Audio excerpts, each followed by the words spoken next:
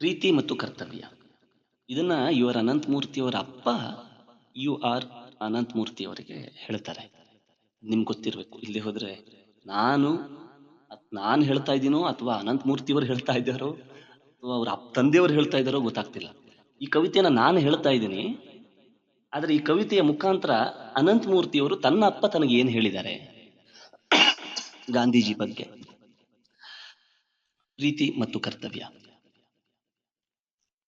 ಒಂದು ಬೆಟ್ಟದ ತಪ್ಪಲಲ್ಲಿ ಗಾಂಧಿ ವಿಶ್ರಾಂತಿಗೆ ಅಂತ ತಂಗಿದ್ದಾಗ ಅಕಸ್ಮಾತ್ ಪಡೆದ ಅನಿರೀಕ್ಷಿತ ಉತ್ತರದಿಂದಾಗಿ ಅವರಿಗೆ ಸಾಕ್ಷಾತ್ಕಾರವಾಗಿದ್ದನ್ನ ನನ್ನ ಅಪ್ಪ ನನಗೆ ಹೇಳಿದ್ದರು.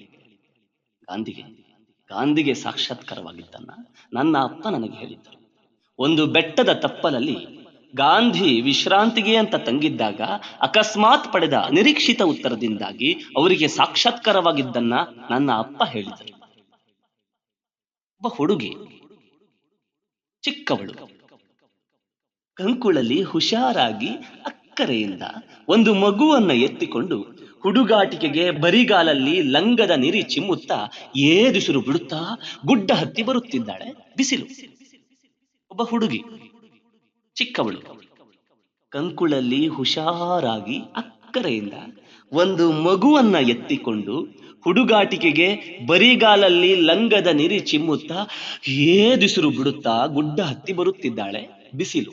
ನೋಡಕ್ಕೆ ಲಕ್ಷಣವಾಗಿದ್ದಾಳೆ. ತೇಪೆ ಹಾಕಿದ ಲಂಗ ಹುಟ್ಟಿದ್ದಾಳೆ. ನೋಡಕ್ಕೆ ಲಕ್ಷಣವಾಗಿದ್ದಾಳೆ. ತೇಪೆ ಹಾಕಿದ ಲಂಗ ಹುಟ್ಟಿದ್ದಾಳೆ. ಬರೀ ಕತ್ತಿನ ಮೇಲೆ ಬಿದ್ದಿರೋ ಜಡೆಯಲ್ಲಿ ಹೂವು ಮುಡಿದಿದ್ದಾಳೆ. ಮರದ ನೆರಳಲ್ಲಿ ಕೂತು ನೋಡುತ್ತಿದ್ದ ಗಾಂಧಿಗೆ ಕನಿಕರ ಉಕ್ಕಿ ಕೆಳಗಿಳಿದು ಹೋಗಿ ಕೇಳುತ್ತಾರೆ, ಭಾರವೇನಮ್ಮ, ಆ ಮಗುನ ಕೊಡು ಇಲ್ಲಿ ಅನ್ನೋ ರೀತಿಯಲ್ಲಿ, ಭಾರವೇನಮ್ಮ. ಹುಡುಗಿ ನಡಿತಾನೆ ಒಂದು ಕಂಕುಳಿಂದ ಇನ್ನೊಂದಕ್ಕೆ ಅಕ್ಕರೆಯಿಂದ ಹುಷಾರಾಗಿ ಗೆಲುವಾಗಿ ಮಗುವನ್ನ ಬದಲಾಯಿಸಿ ಹೇಳುತ್ತಾಳೆ, ಇವನು ನನ್ನ ತಮ್ಮ, ಇವನು ನನ್ನ ತಮ್ಮ, ಇವನು ನನ್ನ ತಮ್ಮ, ಇವನು ನನ್ನ ತಮ್ಮ, ಇವನು ನನ್ನ ತಮ್ಮ, ಇವನು ನನ್ನ ತಮ್ಮ. ಗಾಂಧಿಗೆ ಬೆಟ್ಟ ತಪ್ಪಲಲ್ಲಿ ಗಾಂಧಿ ವಿಶ್ರಾಂತಿಗೆ ಅಂತ ತಂಗಿದ್ರು. ಯಾಕಂದ್ರೆ ಅವ್ರಿಗೆ ಸುಸ್ತಾಗಿತ್ತು. ಯಾವ ಸುಸ್ತು?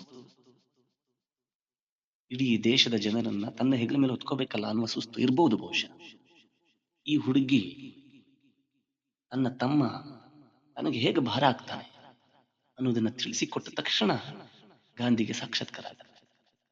ಒಂದು ಬೆಟ್ಟದ ತಪ್ಪಲಲ್ಲಿ ಗಾಂಧಿ ವಿಶ್ರಾಂತಿಗೆ ಅಂತ ತಂಗಿದ್ದಾಗ ಅಕಸ್ಮಾತ್ ಪಡೆದ ಅನಿರೀಕ್ಷಿತ ಉತ್ತರದಿಂದಾಗಿ ಅವರಿಗೆ ಸಾಕ್ಷಾತ್ಕಾರವಾದದ್ದನ್ನ ನನ್ನ ಅಪ್ಪ ನನಗೆ ಹೇಳಿದ್ದರು.